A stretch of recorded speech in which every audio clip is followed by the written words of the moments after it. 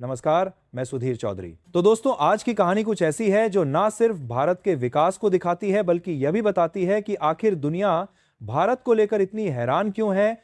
दोस्तों, जब पश्चिमी मीडिया जो हमेशा से भारत की तरक्की पर सवाल उठाता रहा है, आज खुद मान रहा है कि इंडिया ने अपनी मजबूती से पूरी दुनिया को चौंका दिया है, तो समझ लीजिए कि बात कितनी बड़ी है। इन लोगों ने अपने आर्टिकल में साफ साफ लिखा है कि भारत ने पूरे विश्व को स्तब्ध कर दिया है और उन्हें खुद विश्वास नहीं हो रहा कि यह सब कैसे मुमकिन हुआ। उनके विश्लेषण में बताया गया है कि अगर आप पूरे दक्षिण एशिया के नक्शे पर नजर डालें तो हर एक देश किसी न किसी गंभीर राजनीतिक उथल पुथल या आर्थिक संकट से जूझता नजर आएगा। लेकिन इन सब के बीच भारत एकमात्र ऐसा राष्ट्र है जो न केवल पूरी तरह स्थिर बना हुआ है बल्कि हर दिन नई ऊंचाइयों को छू रहा है। तो आइए पूरी अपडेट को समझते हैं इस वीडियो में। लेकिन उससे पहले, अगर आप चाहते हैं कि भारत की आवाज पूरी दुनिया तक पहुंचे और हमारा देश हर क्षेत्र में आत्मनिर्भर बने, तो इस वीडियो को लाइक करें और सब्सक्राइब बटन दबाकर इस चैनल को सब्सक्राइब करें। दोस्तों, दरअसल पश्चिमी पत्रकारों ने अपने लेख में 4 पड़ोसी देशों का बेहद रोचक विश्लेषण प्रस्तुत किया है और कहा है कि अगर हम भारत के उत्तर में देखें तो वहां नेपाल है, जहां हाल के महीनों में युवा पीढ़ी यानी जनरेशन जेड के बड़े पैमाने पर विरोध प्रदर्शन और अशांति की घटनाएं सामने आई हैं। पूर्व दिशा में नजर डालें तो बांग्लादेश की स्थिति है, जहां कुछ ही महीने पहले पूरी सरकार को उखाड़ फेंका गया और देश में अराजकता का माहौल बना। दक्षिण की ओर श्रीलंका का उदाहरण है, जहां महज 3 साल पहले आर्थिक संकट इतना गहरा हो गया था कि राष्ट्रपति को जनता के भारी विरोध और दबाव के चलते अपना देश छोड़कर भागना पड़ा था।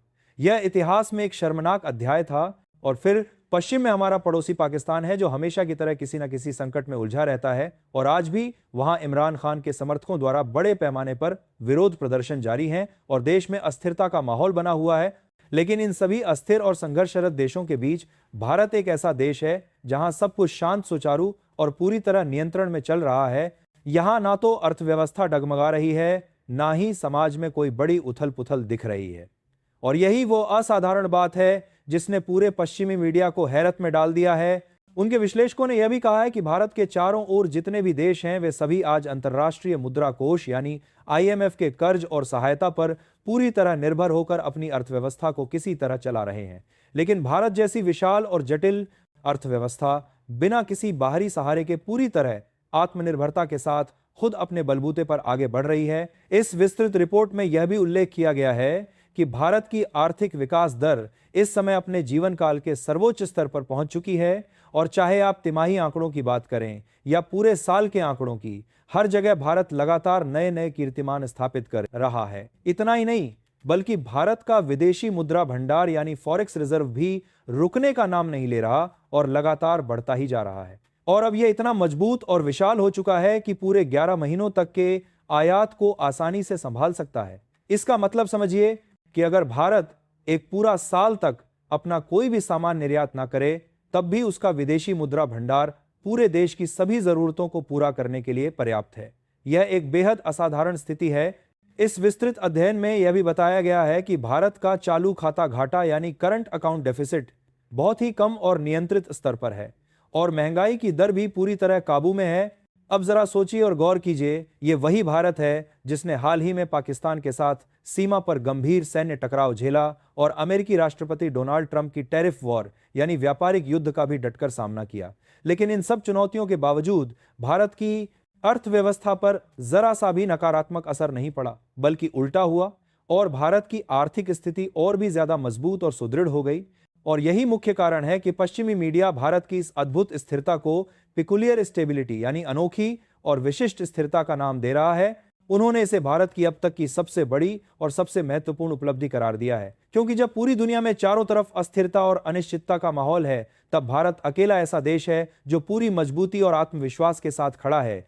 दोस्तों, यह कहानी केवल सूखे आंकड़ों और संख्याओं की नहीं है, बल्कि यह एक ऐसे महान देश की प्रेरणादायक कहानी है जिसे पिछले कई दशकों तक लगातार कमजोर और पिछड़ा हुआ समझा जाता रहा, जिस पर हमेशा तरह तरह के सवाल उठाए जाते रहे और जिसकी वास्तविक क्षमताओं और संभावनाओं पर लगातार संदेह किया जाता रहा। लेकिन आज वही भारत पूरी दुनिया के सामने एक जीवंत मिसाल बनकर खड़ा है। ऐसे समय में जब पूरा विश्व आर्थिक अनिश्चितता और अस्थिरता के गहरे दौर से गुजर रहा है, जब दुनिया की बड़ी बड़ी और स्थापित अर्थव्यवस्थाएं लड़खड़ा रही हैं और संघर्ष कर रही हैं, तब भारत ने न सिर्फ खुद को बेहद कुशलता से संभाला है, बल्कि एक नई और अभूतपूर्व ऊंचाई हासिल की है। इतना ही नहीं, बल्कि भारत का विदेशी मुद्रा भंडार यानी फॉरेक्स रिजर्व भी रुकने का नाम नहीं ले रहा और लगातार बढ़ता ही जा रहा है। और अब यह इतना मजबूत और विशाल हो चुका है कि पूरे 11 महीनों तक के आयात को आसानी से संभाल सकता है।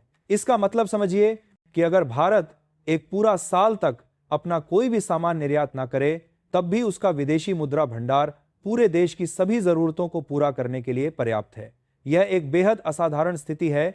इस विस्तृत अध्ययन में यह भी बताया गया है कि भारत का चालू खाता घाटा यानी करंट अकाउंट डेफिसिट बहुत ही कम और नियंत्रित स्तर पर है और महंगाई की दर भी पूरी तरह काबू में है। अब जरा सोचिए और गौर कीजिए, इस महत्वपूर्ण आर्टिकल में एक और बेहद दिलचस्प, रोचक और गंभीर बात कही गई है जो सीधे दिल और दिमाग दोनों पर असर करती है। उन्होंने विस्तार से बताया है कि आज की तारीख में पूरी दुनिया भयंकर महंगाई की मार से बुरी तरह त्रस्त और परेशान है और इस समस्या से निपटने के लिए बुरी तरह जूझ रही है। अमेरिका, यूरोप और बाकी तमाम विकसित पश्चिमी देश दिन रात अपनी पूरी ताकत लगाकर कोशिश कर रहे हैं कि किसी भी तरह से अपने देश के इन्फ्लेशन को काबू में लाएं और अपनी जनता को बढ़ती महंगाई से राहत दिला सकें, लेकिन उन्हें सफलता नहीं मिल रही है और स्थिति बिगड़ती ही जा रही है। वहां की आम जनता परेशान और हताश है, व्यापार लगभग ठप पड़ा हुआ है और सरकारें पूरी तरह असहाय और लाचार नजर आ रही हैं। वहीं बिल्कुल दूसरी ओर भारत ने इस गंभीर मामले में भी पूरी दुनिया को बहुत पीछे छोड़ दिया है और एक नया वैश्विक मानक स्थापित किया है। हाल ही में जो आधिकारिक आंकड़े सामने आए हैं वे सचमुच इतने चौंकाने वाले हैं कि विश्वास करना मुश्किल हो जाता है। भारत का सीपीआई इन्फ्लेशन यानी उपभोक्ता मूल्य सूचकांक, जो सीधे तौर पर आम आदमी की जेब और घरेलू बजट पर असर डालता है, वह अब घटकर सिर्फ 0.48% के निचले स्तर पर आ गया है। यह आंकड़ा पिछले पूरे 10 सालों में सबसे कम और सबसे बेहतरीन स्तर है और यह कोई मामूली या छोटी मोटी उपलब्धि बिल्कुल नहीं है।